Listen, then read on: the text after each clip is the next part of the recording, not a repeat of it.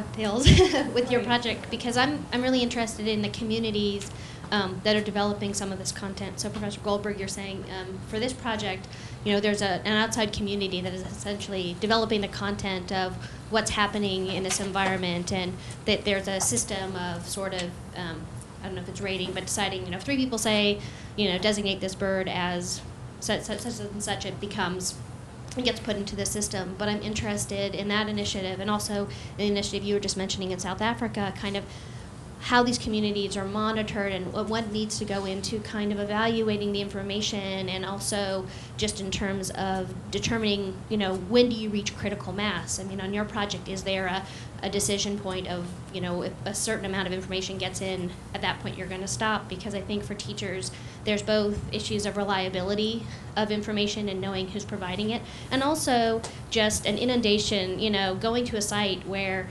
you're just overwhelmed, you may not even be able to know where to start. And so just understanding kind of how those communities are being managed and how the content development is being managed in those environments where it's not perhaps university professors or, specialists that everybody knows of, where, they're coming in and they're providing that information. How does it sort of self-organize?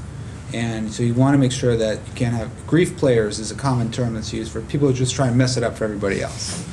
And you always have them. I mean, there's no doubt, especially over the internet where there's, you can be anonymous. So one of the things that the way the system is structured, it's very hard to do that. You can take pictures of boring things, but they just sort of fall down. They get lower. They don't get circulated. So there's a rating system. If you click on when you go to the gallery, people can rate pictures, and if you click on a picture that you think is interesting, so then it can have a rating. So this is a way of sort of getting away of classifying things in terms of how interesting they are and letting things kind of bubble up.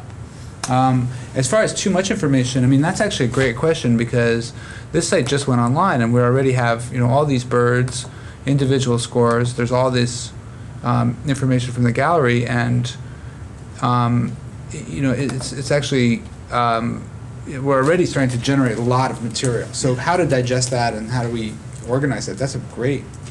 I think you're right. It could get overloaded. And also your question about, I think teachers might come in and they may be intimidated. There's too many features. They don't have time to learn it all. And so those are great questions. How do we make it interesting enough but not too complicated? And how does it sustain?